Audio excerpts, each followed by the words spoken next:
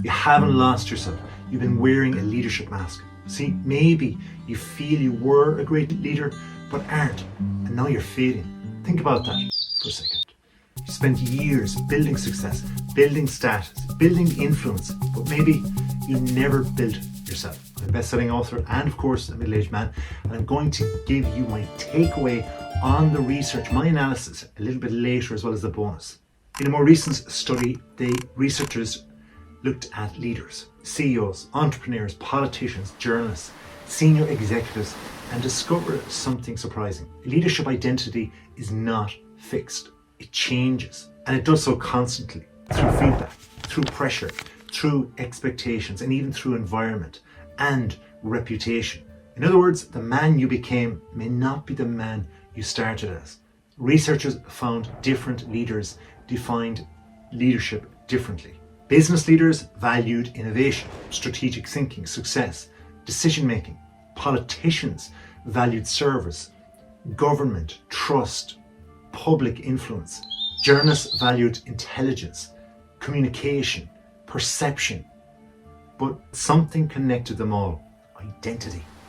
Every leader was shaping a version of himself to fit his own environment. The study found leadership grows through interaction, not isolation, through feedback, not certainty, through adaptation, not stubbornness. Now, this matters for you because midlife creates a trap. You become the provider, the manager, the director, the expert, and the problem solver. You're the responsible one, and eventually those roles become your identity. But roles are temporary. Identity is deeper. Researchers found effective leaders build trust, create vision, solve problems, make decisions, manage crises, and they build teams and communicate clearly. Yet, underneath every activity was a question: who am I? And who am I becoming? The study suggests leadership identity is shaped by personal qualities: knowledge, courage, honesty, emotional intelligence, self-discipline, empathy, but also by context, economic conditions, political conditions, social conditions, uncertainty, which means your struggles are not always personal failures. Sometimes you're adapting to a changing world. The strongest leaders were not the loudest. They were the most adaptable, the most trusted, the most aware of themselves and their environment.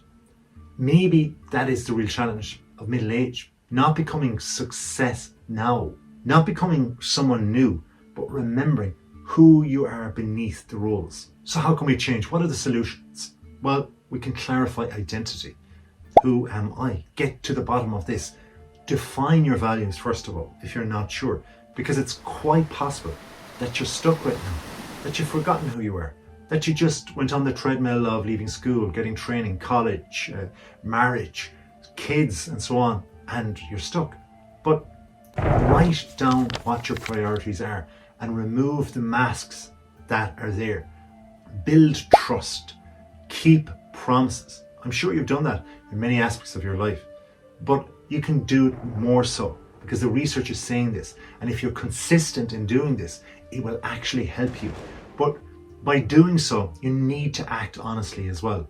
In doing that, people are going to respect that. The trust then will be invaluable. We have all these things like AI and computerization, all great technology, but trust, you can't touch it, you can't see it, you can't feel it, but you've got to make it there. And another thing that we can't find too easily, and we don't know how to get it in often ways, but we need to have, is awareness, because we need to strengthen awareness and notice that habits are so important. And reactions are there. I've reacted to things. I mightn't react outwardly or through an action or shouting or something like that, but I'm reacting with my thoughts. You do too. So look and observe your reactions and those of others. Try to know that you can improve your decisions. Okay, I'm sure you've made great decisions. You've made a great decision to come to this particular video. Thank you for clicking it. But with that, you're getting the research now that says, look, we need to improve our decision making even more so. And this awareness that is mentioned will allow you to do so. And if we slow down our thinking, we're going to see things more objectively. And that allows us then to gather the facts and consider consequences, going a different route, making a different decision in a different way, taking that other choice. Try to develop courage because it allows you to face discomfort. There will be problematic things in the future. Oh, jeepers, we've had them in the past, so we're going to have them in the future.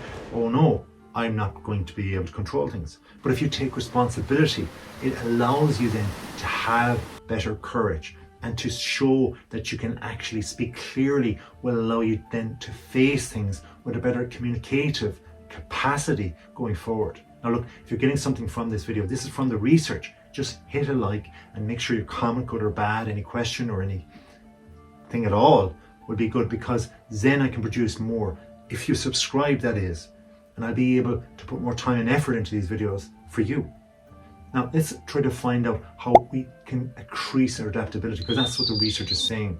And if we accept change and stay flexible, it allows us to be better towards that adaptability. Look, Darwin himself said you need to be adaptable. This is a super strength, so use it. Build relationships and listen deeply. Listen more than you speak. But you're not talking. But if you comment, you will. But all jokes aside though, if we all listen deeper, we're going to have much more support around us, because supporting others means that there's a kinship and they'll support us back. Look, it won't be everybody that'll support you back, but those that are good supporters and will build and foster better, more enriched relationships are those that will get back to you. Try to strengthen your communication. Be clear. Be a better listener. Be all of these things. Try to read up and watch more videos, I have plenty, on how you can strengthen your communication. Simplify your messages and ask questions. There's no such thing as a bad question. There's perhaps a bad answer, but that means we have to think a little bit deeper and we have to ask more questions. There's always solutions. Things are not always as they seem before we ask the first question. My takeaway is that the man you become through work, through the roles, may not be truly the man you are beneath it all. Leadership is not a position. It's not a given. It is an ongoing process of adaptation, learning, and redefining who you are. Thanks for watching. Please like this video. If you subscribe, comment to say that you have, and we'll look after you.